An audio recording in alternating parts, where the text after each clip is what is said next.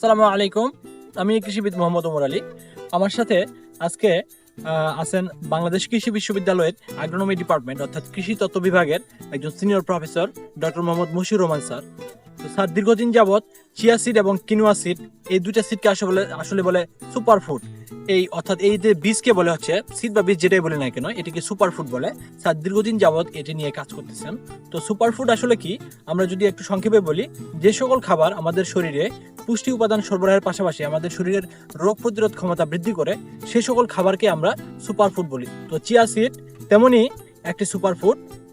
আমরা এখন স্যারের একটি গবেষণামূলক প্লটে অর্থাৎ চিয়ার একটি গবেষণামূলক প্লটে দাঁড়িয়ে আছি। তো চিয়ার যদি আমরা পুষ্টি উপাদান বা অর্থাৎ অন্যান্য গুণাগুণের কথা বলি, তাহলে আমরা বলতে পারবো চিয়াতে রয়েছে প্রচুর পরিমাণে ফাইবার অর্থাৎ আঁশ, প্রোটিন, অ্যান্টিঅক্সিডেন্ট এবং ওমেগা 3 ফ্যাটি অ্যাসিড, যেটি আমাদের শরীরের স্বাভাবিক বৃদ্ধি এবং বিকাশের জন্য অত্যন্ত গুরুত্বপূর্ণ। এতে রয়েছে প্রচুর পরিমাণে মিনারেল বা বিভিন্ন রকম খনিজ পদার্থ, যেমন আয়রন, পটাশিয়াম, জিঙ্ক, ম্যাঙ্গানিজ এবং আরো অনেক খনিজ উপাদান, যেগুলো আমাদের শরীরের জন্য অত্যন্ত উপকারী এবং অত্যন্ত গুরুত্বপূর্ণ। চিয়া সিডের আরেকটা বৈশিষ্ট্য হচ্ছে যে চিয়া সিড আমাদের শরীরের যে কার্ডিয়াক ডিজিজ বলি আমরা বা হৃদরোগের ঝুঁকি কমিয়ে দিতে পারে। এবং চিয়া সিড আমাদের শরীরের জন্য যেটি খারাপ কোলেস্টেরল, যেটিকে আমরা এলডিএল বা লো ডেন্সিটি লিপোপ্রোটিন বলে, এটিকে কিন্তু কমিয়ে দিতে পারে। এবং আমাদের শরীরের জন্য যেটি উপকারী কোলেস্টেরল, যেটিকে আমরা বলি এইচডিএল বা হাই ডেন্সিটি লিপোপ্রোটিন, এটি কিন্তু আমাদের শরীরে বাড়িয়ে দিতে পারে। তো আমি এখন স্যারকে একটু চিয়া সিড সম্পর্কে আরো কিছু সমৃদ্ধ তথ্য প্রদান করার জন্য একটু অনুরোধ জানাচ্ছি। ধন্যবাদ ওমর আলী। আসলে যেমন ভাবে ওমর আলী বলতেছিলেন সব কথাই বলে গেছে। সুপারফুড কি, এর কি উপকারিতা। এখন আমাদের দরকার হচ্ছে শুধু খাওয়া। এই খাওয়ার জন্য দুইটা কাজ, একটা হচ্ছে সাপ্লাই আর একটা হচ্ছে কনজিউম করা। বাংলাদেশে উৎপাদন খরচ কমানোর জন্য গভর্নমেন্টের প্ল্যান থাকতে হবে, আর বিদেশ থেকে চিয়া আমদানি বন্ধ করতে হবে, না হলে চিয়ার সম্প্রসারণ সম্পূর্ণ অসম্ভব। কৃষকদেরকে বাঁচাইতে হবে, নিজের ক্ষেতে নিজেরা এই ফসল উৎপাদন করে বাংলাদেশকে সমৃদ্ধ করতে হবে। সুতরাং আমাদের মাথার মধ্যে রাখতে হবে যে চিয়ার সম্প্রসারণ দেশে বাড়াইতে হলে অবশ্যই বিদেশের থেকে চিয়া আমদানি বন্ধ করতে হবে, অথবা বিদেশেরটার দাম বাড়াইতে হবে, দেশেরটার দাম কমাইতে হবে। তা না হলে কিন্তু কৃষক শ্রেণী ধরে রাখা যাবে না। আর চিয়ার উৎপাদন করতে গেলে অনেকগুলো, আমরা যখন শুরু করছি তখন কোনো রোগবালাই ছিল না, ইতিমধ্যে কিন্তু রোগবালাই এসে গেছে। সুতরাং এইটার নিয়ে অনেক গবেষণা দরকার, রোগবালাই যাতে বেশি না হইতে পারে সেই দিকে। এবং এটা আরেকটি সমস্যা আছে, জমির মধ্যে যদি পানি দাঁড়ায় যায়, 1 থেকে 1.5 ঘন্টা যদি পানি দাঁড়ায় তাহলে গাছ মরে যাবে। সুতরাং অত্যন্ত সেন্সিটিভ একটি ক্রপ, কিন্তু যেমন ভালো তেমন খারাপ। সুতরাং আপনাকে একটু সাবধানের সাথে করতে হবে। আরেকটি আছে, যখন শীষ আসবে তখন কিন্তু একটি রোগ শুরু হবে, শীষ শুকায় যায়। সুতরাং সেই ক্ষেত্রে আপনাকে অত্যন্ত সতর্কতা অবলম্বন করা একান্ত প্রয়োজন।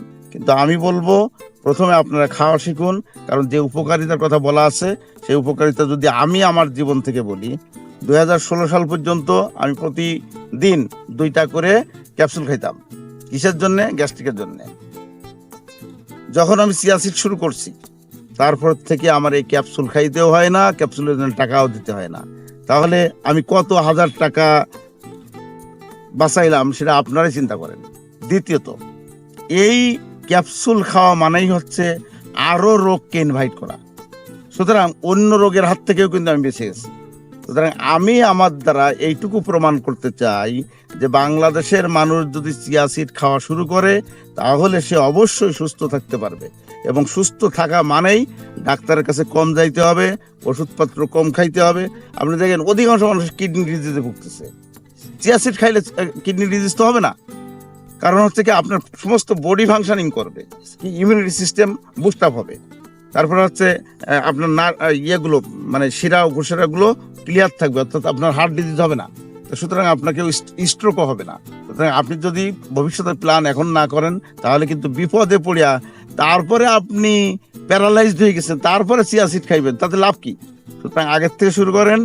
একটা বাচ্চার যখন 1 বছর বয়স হবে তখন থেকে শুরু হবে, আর মৃত্যুর আগের দিন পর্যন্ত সে চিয়া সিড প্রতিদিন খেতে হবে। সুতরাং আপনারা চিয়া সিড খাওয়ার অভ্যাস করুন।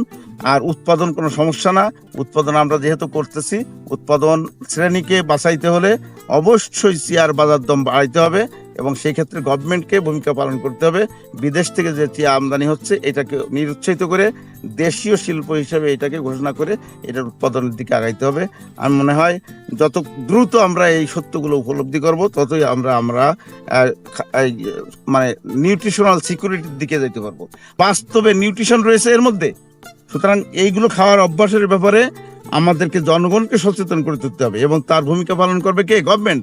গভর্নমেন্ট হচ্ছে আমাদের রেফারি।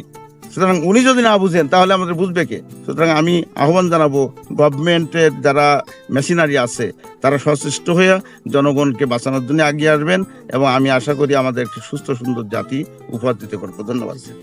আসসালামু আলাইকুম।